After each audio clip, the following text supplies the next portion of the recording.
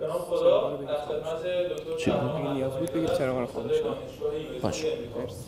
ایشون مدرک دکتراشون رو سال 1990 از دانشگاه ویسکانسین حاصل کردن و از اون به بعد عضو هیئت علمی دانشگاه USC بودن. همچنین ایشون مدیر آزمایشگاه دیتابیس این دانشگاه هم هستن و بیش از 100 مقاله چاپ شده در نشریات و کنفرانس‌های معتبر دارن.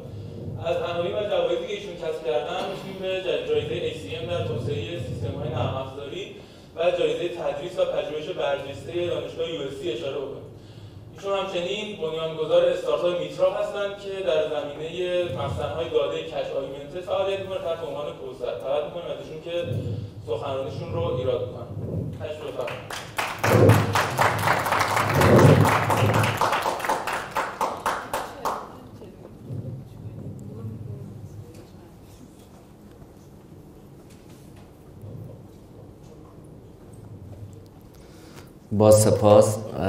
Thank you for the kind introduction. So today's lecture is about NOVA, Diffused Database Processing using Clouds of Components. This is joint work with 2 PhD students at the USC Database Laboratory, Hao-Yu Huang and Hugh Nguyen. Hugh just completed his dissertation and started work at eBay as one of their architects. So here's the outline of the talk. I'm going to start with brief words of motivation, tell you about NOVA and its architecture, tell you about one component of this architecture, which is a query result cache, tell you about the evaluation of that component, conclude and tell you about our future research directions. So today, as we speak, there are many cloud providers. There is Amazon, for example, that's providing a variety of services. There is Microsoft Azure. There is Google Cloud Platform. There is SAP has its own offering in the area of database management systems as services. MongoDB is a NoSQL service that's being offered in the cloud. And the list goes on and on. You have Oracle, Heroku, and here I'm just showing you a subset of the providers. There are, without exaggerations, maybe 30 or 40 of these providers that are out there. I'm curious, how many of you have allocated resources using one of these cloud providers? Can you show me hands? Nana? 1, 2, 3, 4, 5. 6, 7, perfect. That's pretty good. Can I ask how many of you have allocated resources on Amazon? Amazon? How about Azure, Microsoft? Yes. Google? Yes, wonderful. Heroku? Yes, awesome. So I'm glad to see your hands up because the talk is about these providers. So, for example, today with Amazon, you can use their portal to log in. And once you log in to their portal, the AWS portal, over here you can select databases as one of the services that are out there. And as soon as you select that database as a service, it's going to offer you a host of systems that you may select from. So it has Amazon Aurora, it has the DynamoDB, which is their NoSQL solution. This morning, the keynote speaker was talking about blockchain. So Amazon offers blockchain as a possible service in the cloud that you can use.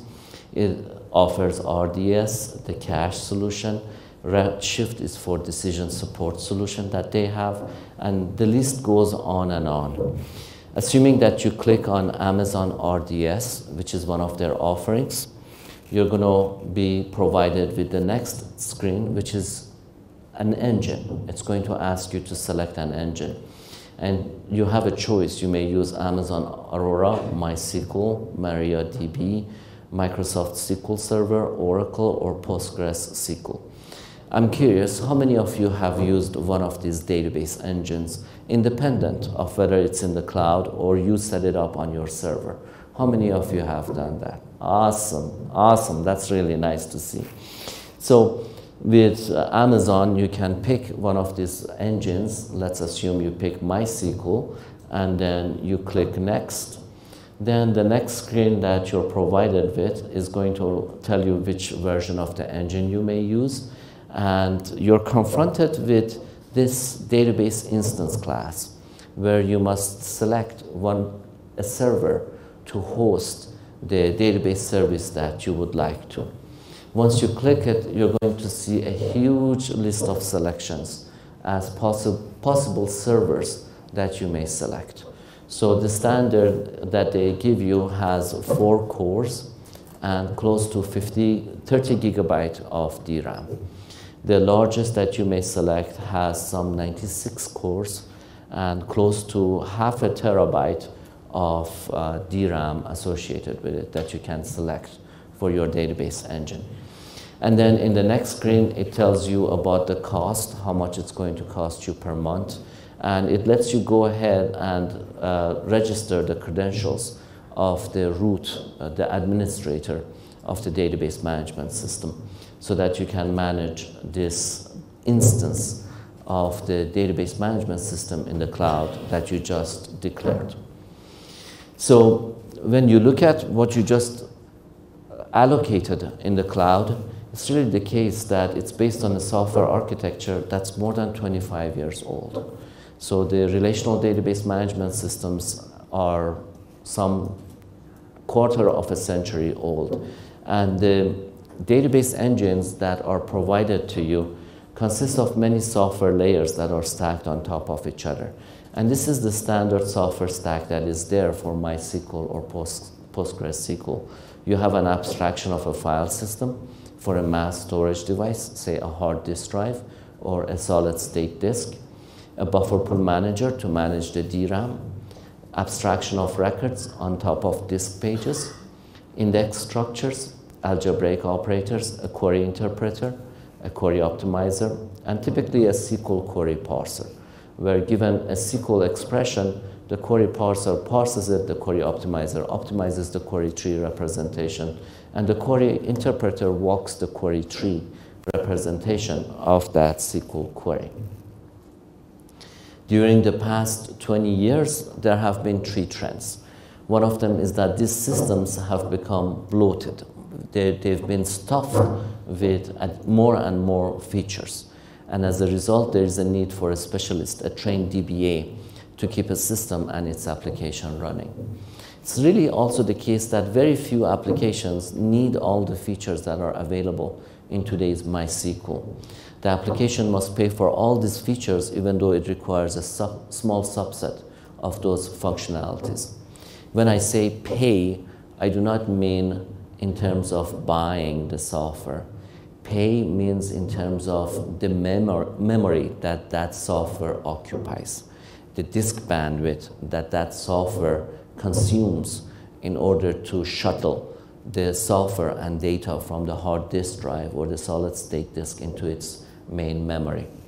I'm talking about the multi-programming overhead, the latches, the semaphores, the if statements in the software that must get executed by the cores, the CPUs, every time you submit a transaction to the system. All that software is really redundant, but it's really the case that it's been stuck into this bloated system in order to provide functionality and feature that is not really required. This has resulted in the NoSQL movement, the fact that one size doesn't fit all. Many of the features in these systems today are redundant. And then last but not least, it's really difficult to fine-tune knobs of these relational database management systems. If you've installed MySQL on your own on a server, you should pay special attention because it's going to configure itself with one buffer pool of 128 megabyte of memory. So your server may have 16 gigabyte of DRAM, but this thing is going to use only 128 megabyte of your memory. So in order to get the performance of this system fine-tuned, you really need to know what you're doing with this piece of software. And you must adjust those parameters in order to really harness its full potential that is out there. I'm just picking one example. There is at least a checklist of 40 or 50 items that you must pay attention to when you're configuring one of these systems out there. The question is, are there components out there today that you can use with these systems? And the answer is yes. Today you have this host side caches as a component that you can plug between the file system and the operating system that's managing the mass storage device. So to cut a long story short, when you look at the standard system, you can use either a hard disk drive as the mass storage device or a solid state disk. As you know, hard disk drives have capacities in the order of 10 terabyte of storage. When you look at SSD, its typical storage capacity is in the order of hundreds of gigabytes. With a host side cache, what it does is that it provides you with the best of the two worlds. You can have both your hundreds of gigabytes of SSD and your 10 terabyte disk drive on the side. Underneath, as the system accesses the disk pages, it stages them on the SSD for faster access. And in the background, it writes the dirty disk pages back to the hard disk drive, and it can enhance the performance of the system dramatically. So if you look at an e-commerce application or a banking application modeled as the TPCC benchmark, as we vary the number of concurrent terminals that are issuing requests to the system, if I have my MySQL on top of the hard disk drive, its throughput with one terminal is less than 1,000 transactions per minute. If I run it on top of SSD, it's much faster, and its throughput suddenly jumps from 1,000 transactions to close to 5,000 transactions per minute. If my SSD has only 100 gigabyte of storage and I need 10 terabytes of storage, I cannot use this red line solution. The only solution I have is to use that flash cache, which you can see is quite effective by using the hard disk drive intelligently in combination with the SSD. It can easily jump from 1,000 transactions per minute to close to 5,000 transactions per minute. So by simply injecting a component, a smart component, in between, you can boost the performance of your system considerably. Of course, as you increase the multi-programming level of the system, the throughput of the system does level off with 50 terminals or more as the bandwidth of the devices becomes fully utilized. What we are proposing with Nova is to take the software layers of the system and break it into components. So instead of having these software layers as stacks within one monolithic system, imagine if I take them and I spread them in the cloud as different components. So do not stack them, really divide them into components. So I can have my file system on the side for the SSD, the file system for the hard disk drive. Here's my buffer pool manager, my abstraction of records, my algebraic operators, my query interpreter, my query parser, my query cache, and my index structures. The reason why this concept is very powerful is because if I want to have an in-memory key value store, I do not have to take that monolithic software stack and configure it. I can pretty much take the right components which are connected to this high-speed switch, such as the buffer pool manager, abstraction of records, the hash index, and the algebraic operators only, group them together, and configure a system that is an in-memory key value store.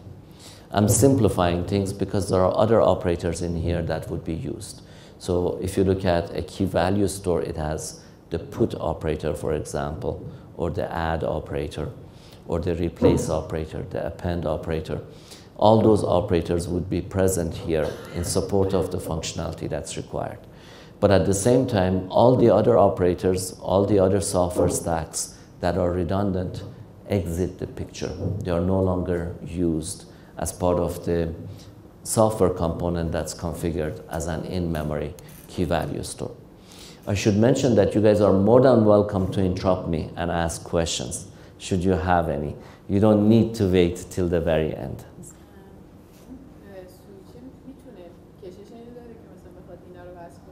Yes. I will get to that in a second. That's an excellent question. Yes, please. They're appropriate for different workloads, different use cases that are out there. You can have an implementation of a file system for a read-heavy workload, which is different than one for a write-heavy workload. A good example of a write-heavy workload is Google's clickstream, where they essentially capture all the clicks that are happening into their servers.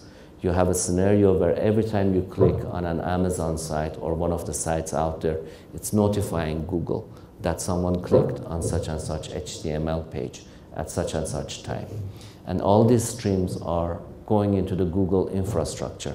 And the file system that they have there for that kind of a workload is very much different than Facebook's file system for social networking, where the ratio of reads to writes for Facebook is something like 500 to 1.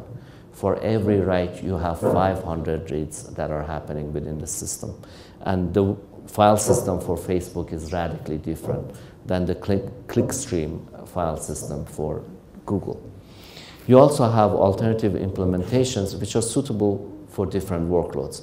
And I already told you that a row store is appropriate for OLTP type workload, while a column store is appropriate for analytical workloads that are out there.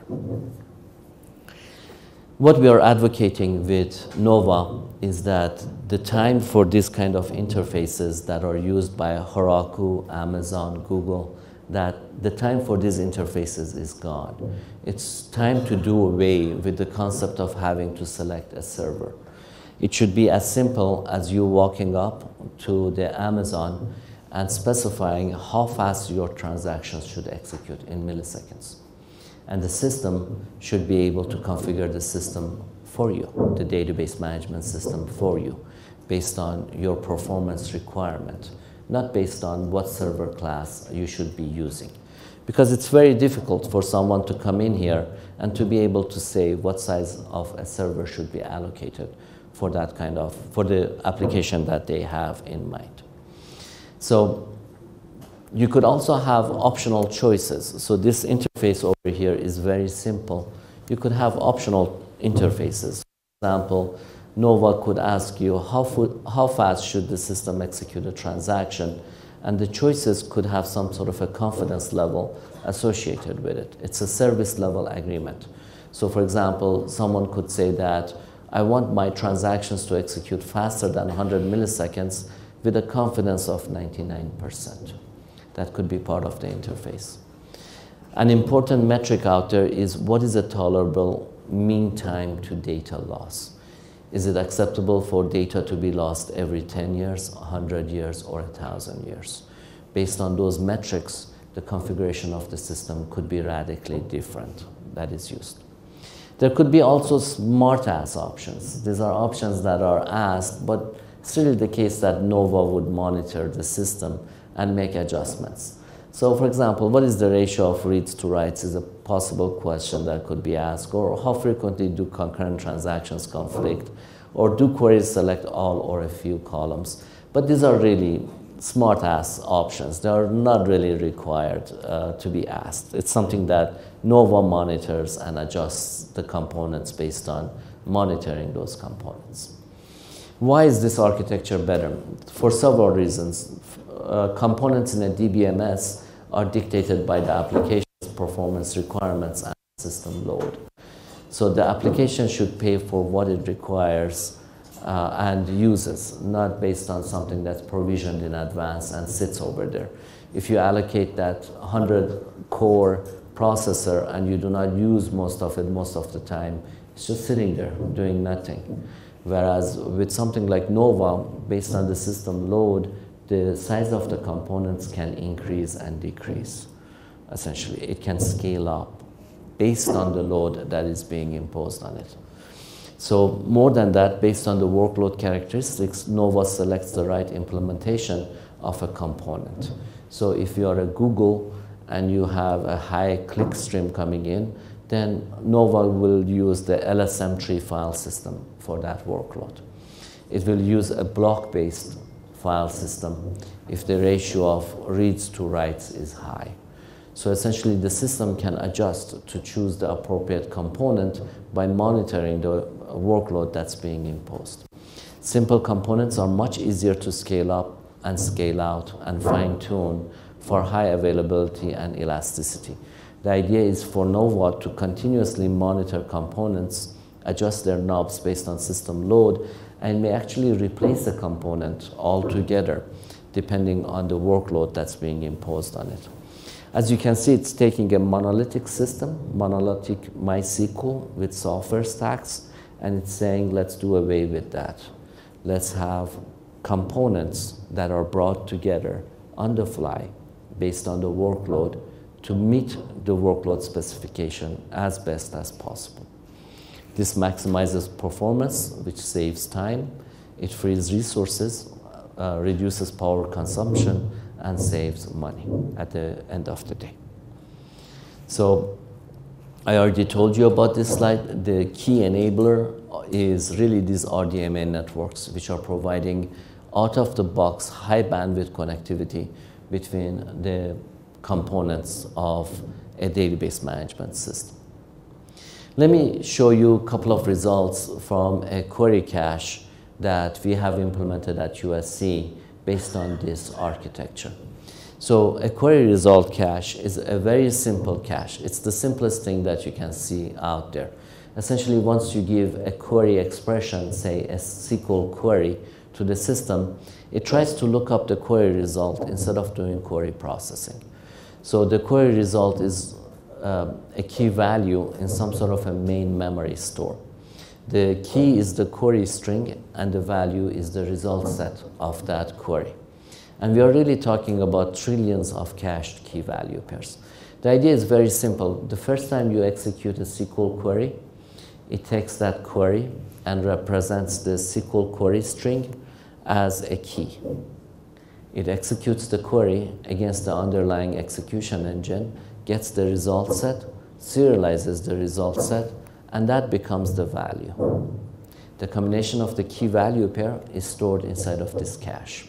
The next time you give the same query, it's going to look up the cache, it's going to get a hit, and it's going to produce that result set as the output. It's not going to execute it anymore.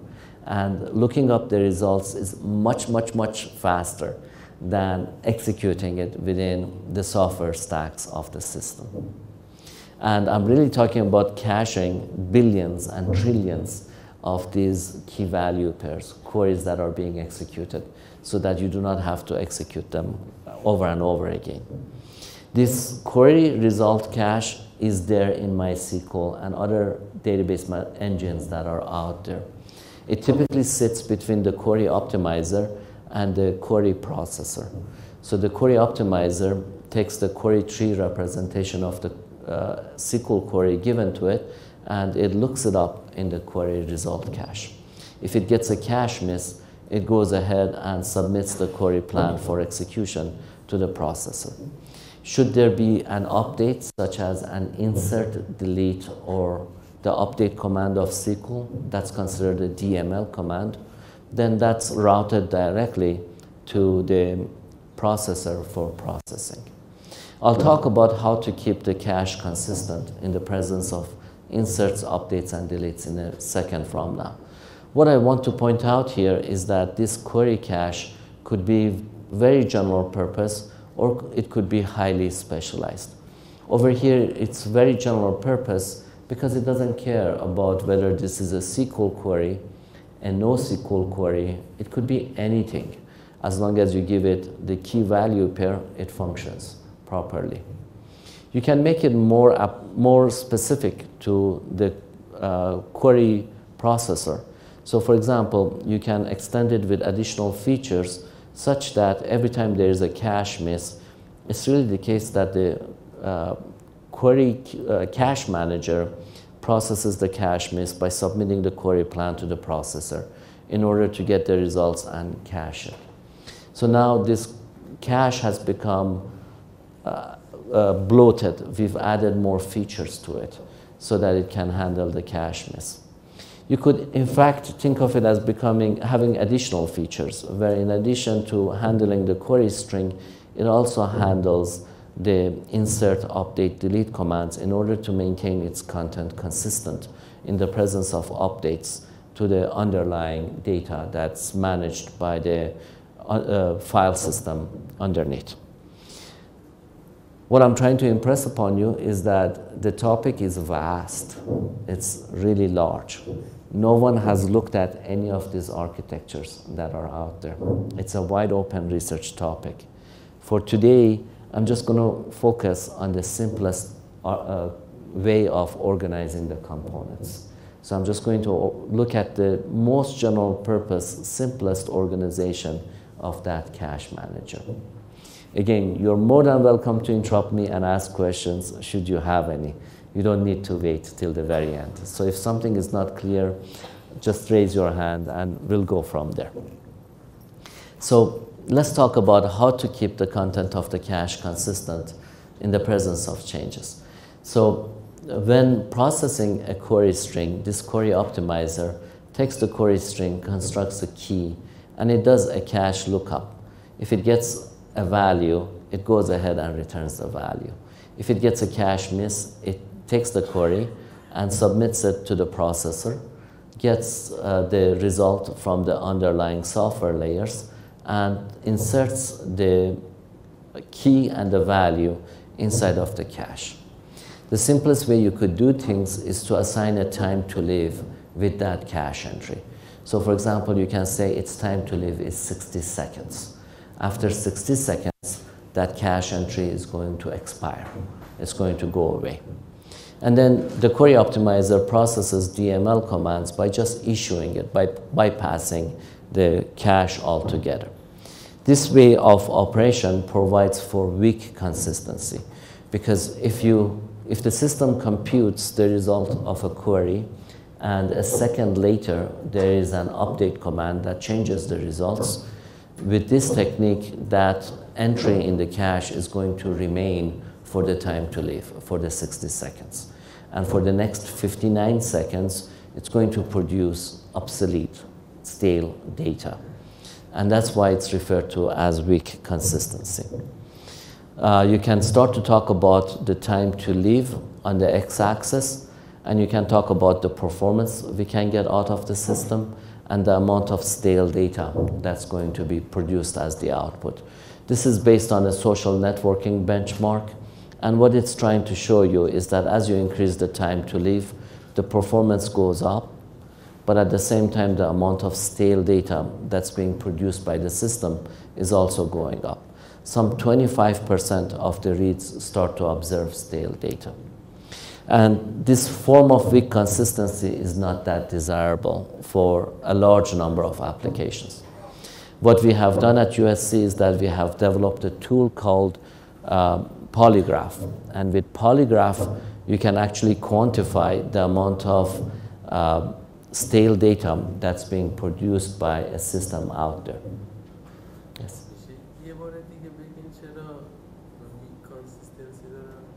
Yes.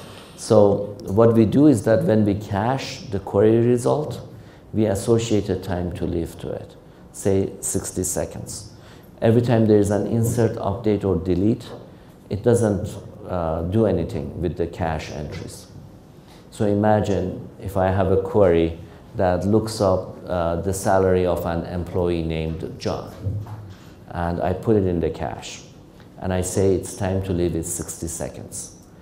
1 second later, there is an update to John's salary. And then I ask the system, what is John's salary? For the next 59 seconds, it's going to show me the old salary because it resides in the cache. Its time to live has not expired, right? So that's why it's producing stale data. Okay.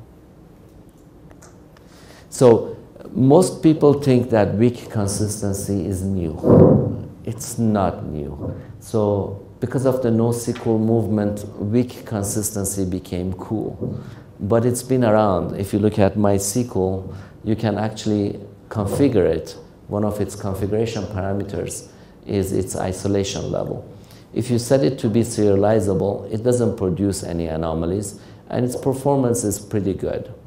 But it has weaker isolation levels, whereby using those weaker isolation, you can boost its performance by some 20%, but it starts to produce stale data as its output. So what we have done at USC is that we have developed a tool called Polygraph. Polygraph essentially quantifies anomalies attributed to atomicity, isolation, and linearizability violations that are out there. So we use Polygraph extensively in order to quantify the amount of stale data that's being shown in the different charts that I'm about to show you. So what we can do next is to take this architecture and try to make it provide strong consistency. The idea is very simple. We're going to change the query optimizer such that every time it issues a DML command to the next software layer, it starts to implement a write policy. It may implement a write around, a write through, or a write back policy. So with a write policy, essentially the optimizer is going to manage the content of the cache manager here in order to make sure that the content here is synchronized with the content inside of the database management system. So when we talk about the write around policy, it's the simplest policy out there. What the query optimizer does is that every time there's an insert, update, or delete, it computes the impacted cache entries and it deletes them. With write through, it actually goes ahead and updates the cache entries that are out there. Write back is very sophisticated. In addition to updating the content of the cache, it takes the insert, update, and delete DML command and it puts it in the cache. It doesn't even hand it off to the next software layer. What it requires is for some background threads to take the insert, update, and delete commands and to apply them to the underlying database management system. So it's pushing the DML commands to be in the background instead of in the foreground. Now, these write-back policies have a significant impact on the performance. It's also the case that I'm hiding a lot of details from you. So there are many details. I'm just going to point out the important factors, but I'm not going to get into them. If you're interested, I can point you to the papers that describe these details. So the concept of caching the DML commands and applying them asynchronously starts to make the system very specific to the data model. Is it relational? Is it a document store? Is it a key value store? Is it an extensible store? The data model starts to become very important. And these threads must discover these cached DML commands to apply them using the next software layer that must be invoked. Cache misses must be handled still. So buffering inserts, updates, and deletes in the cache, should the next read come along and observe a cache miss, it can't just take the entry from the cache and start to use it. It must apply the buffered DML commands to the database prior to executing the query to compute the latest result. The DML may produce a query result change, which is used in combination with the result of the query to compute the latest value. This is really needed to enhance the performance. And leases are used to synchronize the application of buffered DML commands with the use of these query result changes so that strong consistency is implemented. I know this is a lot of details. I'm not going to talk about any of them. Don't worry. I know I can put you to sleep by talking about those details, and I'm not going to do that. I just want you to know that there are many important details that I'm just not describing to you at the end of the day. So, but let's assume that those details are taken care of, and we go ahead and we implement all of them in a system. And let's talk about a simple implementation. So today as we speak, I'm proposing a system based on components that are out there. But it's really the case that I just told you about one component. I do not have that query optimizer of Nova. I do not have the processor of Nova or the other software components that are supposed to interact with one another. Even though I do not have them, what I can do is that I can take this cache and put it outside and replace all the software layers that fall underneath with a database management system, say with a MySQL. And I can take the query optimizer and I can replace it with one of the benchmarks that is out there. I can use a social networking benchmark named BG or YCSB or the TPCC benchmark. And I can start to compare this architecture with the alternatives that are out there using the write-back policy. So what I'm doing is that I'm trying to emulate a system such as Nova in order to be able to reason about its behavior. So I can take the latest processors that are out there in a network setting based on a switch, a 10 gigabit per second switch. So this is not even RDMA, it's slower networking switch that is out there. And I can start to have my write around, write through, and write back policies based on these benchmarks, the cache, and the standard database engine that is out there. And I can start to ask interesting questions. I can ask, if I have this architecture based on the write back policy, and I take the same benchmark using MySQL, how do the performance of the two compare with one another? Will this be faster than this one over here? Notice that what I've done is that I've taken the query result cache of MySQL and I've brought it outside. And now it's sitting over a network instead of executing within a software stack of a single processor. So based on this, I can start to compare, and I can even do the same with a NoSQL database management system. So if you do not like relational database management system, I can play the same trick by replacing MySQL with MongoDB and ask once again, is this architecture better than that architecture or not? So, and I can also compare the alternative write policies with one another as compared with the standard system that is out there. So let me tell you the summary of the results. This architecture based on the query cache with a 10 gigabit per second network using the write back policy blows away all the other alternatives that are out there. It's much, much faster than the other alternatives in the monolithic system out there. The reason why is because it can scale both vertically and horizontally. So this query cache that I'm showing you can scale to use 10 different processors across the network. If that's not enough, it can grow to use 20 machines out there. If that's not enough, it can grow to use 100 machines that are out there. It can scale indefinitely. And by scaling, it can provide a very high performance compared to other alternatives out there. So let me show you some numbers. So let's take the YCSB benchmark and look at its workload A. Workload A consists of 50% reads and 50% updates. And here, I'm changing the number of cache servers in that component that I have. And I'm showing you the performance with the alternative write policies. So the main takeaway here is that the write around and the write through policies do not scale. You really need the write back policy in order for that queue cache component to be able to scale.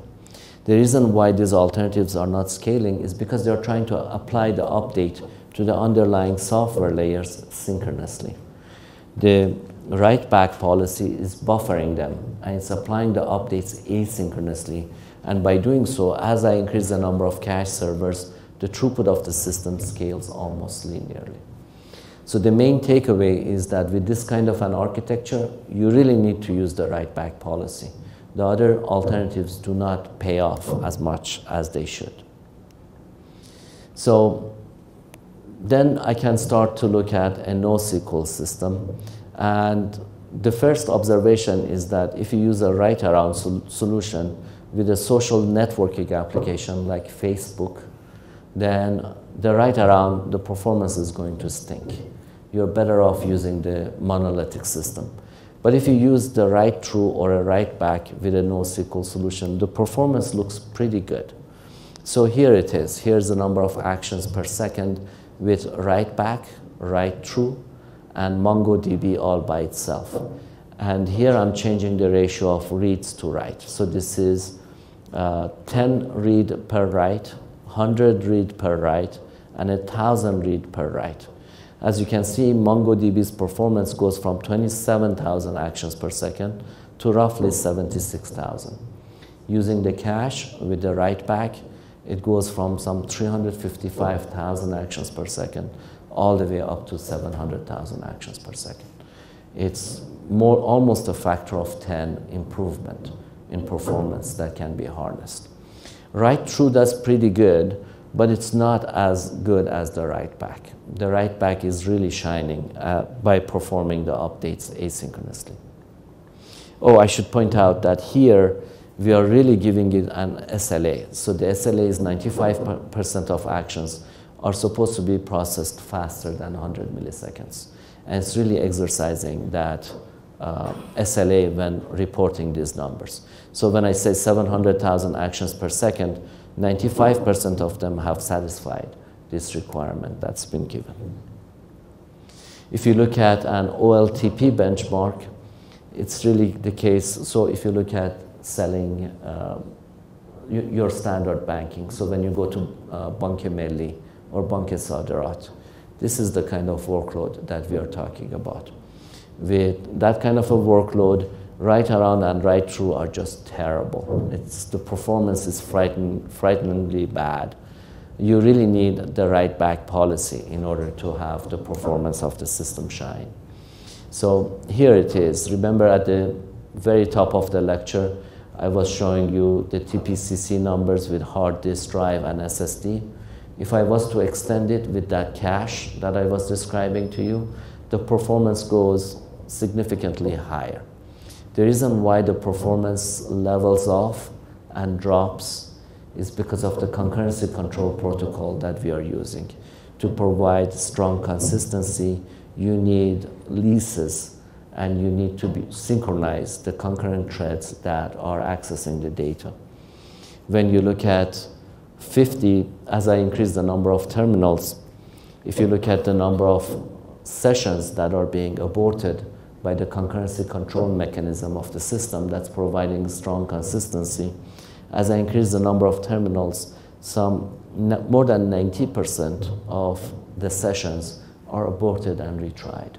And that's why the throughput of the system is dropping as I increase the number of terminals.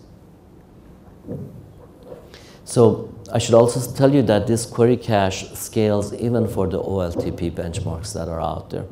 So here with TPCC, how many of you are familiar with the TPCC benchmark? Can you show me hands? Okay, a few of you. It's modeling Amazon with many warehouses, a huge supplier. So if I was to increase the number of warehouses on the x-axis and show you the TPC rating of the system, with MySQL, it picks up and then it levels off, it goes down. The reason it's going down is twofold. The lock manager is becoming the bottleneck, and the bandwidth of the SSD that it's using is becoming fully utilized.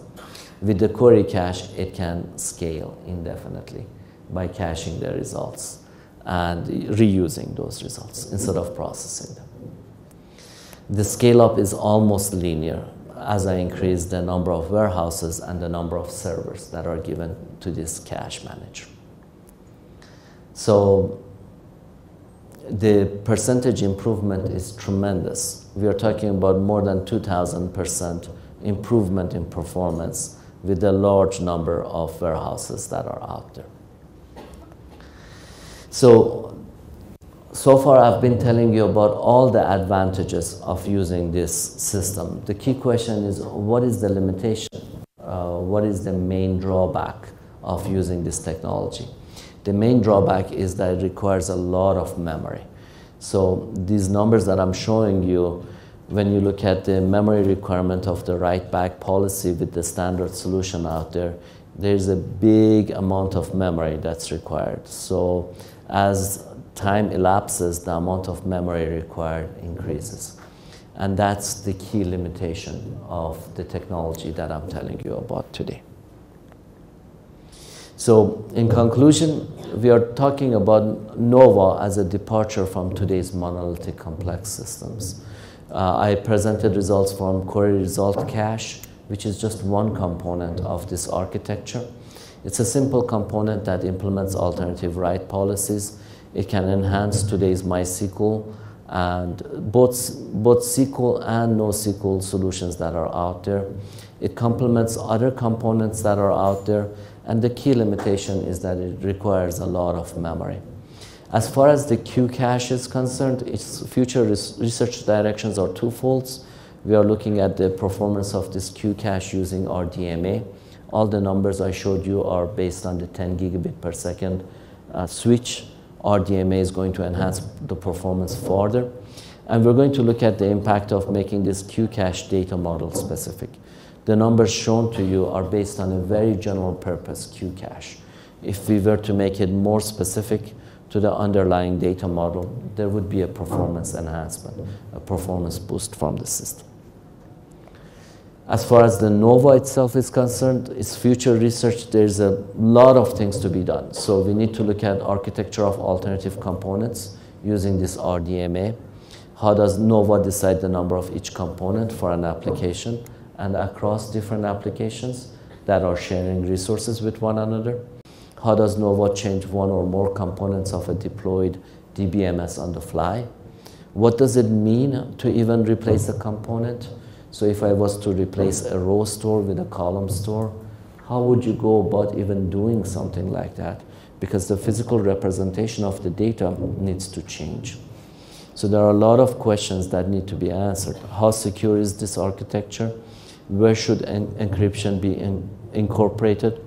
And what would be an intelligent configuration advisor for NOVA? And these are just a small subset of questions that we are investigating at the USC Database Laboratory. So with that, I'll be glad to answer any questions you may have. Thank you. Yes? In the case of the write back, what if cache fails and before applying the chains to the main storage? Yes, excellent question. So today's database management systems provide asset properties. The D in asset stands for durability of transactions.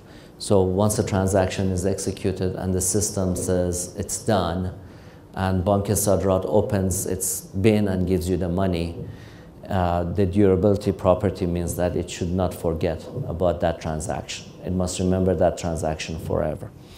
And with this architecture, we are taking that update and we are buffering it in main memory.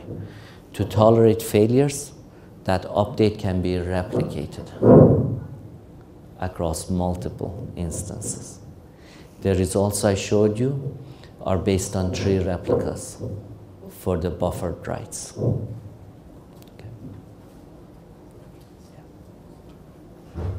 What about cases where updated and where this is very large, for example, in banking system or simply education register system, which you want to register for courses, and the query is very large.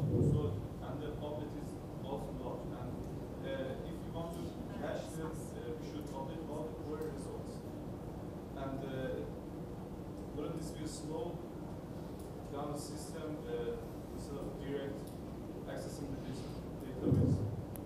So I'm not sure I understand the question. So there are 2 types of updates that happen in a database management system. There are the standard ad hoc rifle shot updates that come in.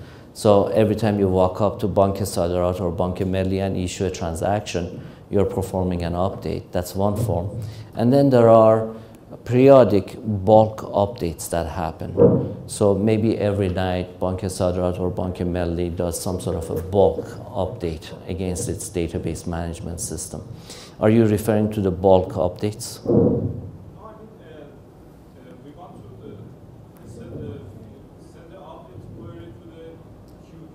Yes. And if you manage the changes that it has cached, so it's very large. What do you mean it's large? Give me an example. The cache is very large. Their main queries cached with their results. So I have trillions of cached query results. Would it be also reasonable to update their values with just a single update query? Give me that update command you're thinking of. For example, their main queries about courses, about the remaining capacity of them, and you want to register a student in a course. And there may be many of these queries based on this course. And wouldn't it be slow to update all these values exactly by that query? Let me give you an example, and let me see if my example captures what you're describing. So let's assume that I have employees, and I start to look up each person's salary. And I have billions of employees, so I have billions of cache entries for each one of those employees and their results. And then I come along at the end of the year and I say, give everyone a 10% raise. So then it's going to impact everyone's salary. Is that what you're thinking of? Something like that. So what's going to happen is with the right back, it's going to have those billions of key value pairs for the employees and their salaries. When the update comes along, it will get buffered in the cache. And at the same time, it will have to update all those entries in the cache before confirming that the transaction has committed. It must update them. Does that answer your question?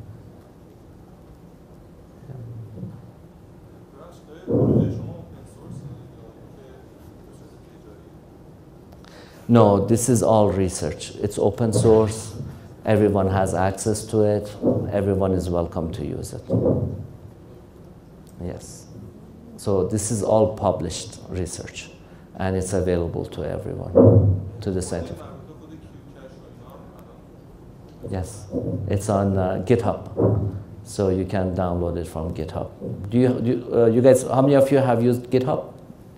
Yeah, all of you have used GitHub. Yes, awesome.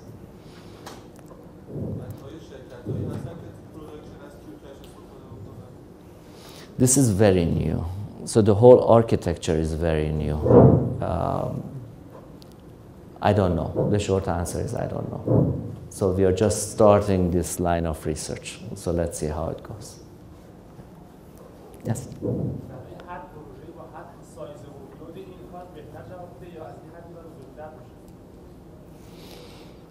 This should work for almost all workloads that are out there. But you need to be very, very careful with the right policy that you're going to use. So as you can see over here, with an OLTP workload, the write back pays off, but the others do not. So what we are advocating is that the system should be sophisticated enough that it chooses the right policy for you. You should not have to make that decision. So if using the monolithic system is appropriate, this thing should be able to glue the software components together to provide you with that for that workload, which is an exception to what I'm describing to you today.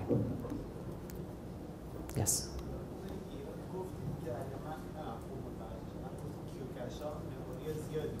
Yes.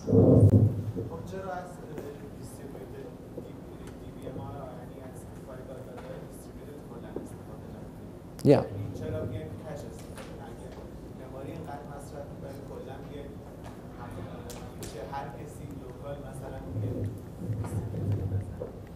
I agree with you. You're absolutely correct. So the idea is that when you look at a data center setting, it's really the case that you have a lot of machines in that environment.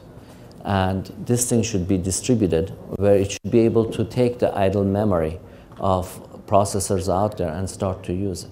Absolutely. That's the whole idea here. So this is really designed for a data center.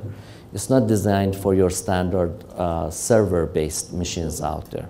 So it's assuming that there is a lot of memory across different servers that are provided for this architecture. Yeah. It's considered a distributed systems at the end of the day, yes. The term that's used is serverless distributed system because it's not tied to a specific server out there. Thank you. Merci.